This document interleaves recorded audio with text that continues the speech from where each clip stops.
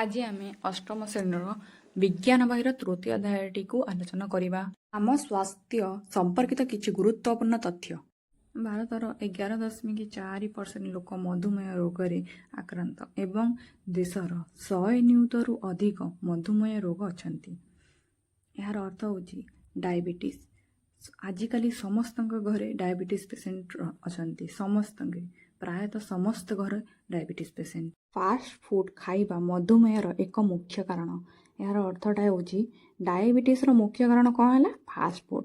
28.6% भारतीय मेदबहुल बा अत्यधिक मोटा। नियमित हाथ धोइले संक्रमण 50% कमी जाए।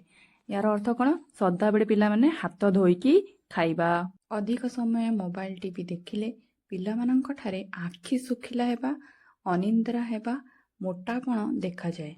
अधिक समय मोबाइल बा टीवी देखिले पिलामाने कौन हुए? आखिटा खराब हुए। स्वास्थ्यर प्रकृति अर्थ कौन? विश्व स्वास्थ्य संगठन WHO अनुजाई केवल रोग न हेबा अर्थ स्वास्थ्य नुहे।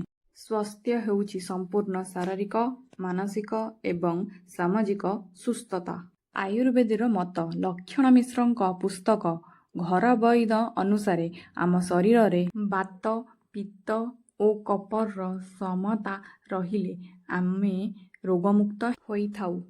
आयुर्वेद मत अनुजाई आम शरीरटी बात, पित्त ओ कप मध्य कप तीनिटा रु आम शरीरटी गढ़ा।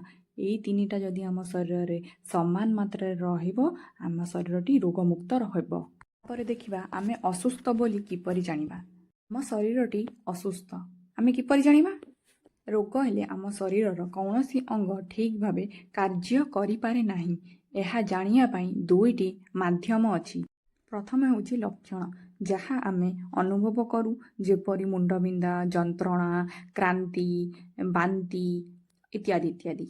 सेकेंडटा कौन? संकेत, जहा डॉक्टर देखि पारे बा मापी पारे, जेपरि ज्वर मापिबा, शरीर रे दाग बा फोटका इत्यादि।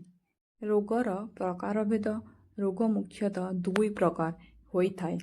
गोटे हैला कौन? संक्रामक रोग, अन्यटी अणसंक्रामक रोग। संक्रामक रोग एहा जणे असुस्थ व्यक्तिंक ठारू अन्य जणे सुस्थ व्यक्तिंकु व्यापी थाए। कारण एहा अणुजीव बा रोगकारक द्वारा होइथाय। सेगुड़िक हैला भूताणु, 2 रे हैला बीजाणु, 3 रे हैला आदि प्राणी, 4 रे हैला कबक, 5 रे हैला कृमि, जो माने शरीरर भितरे परजीवी भावे रहंती।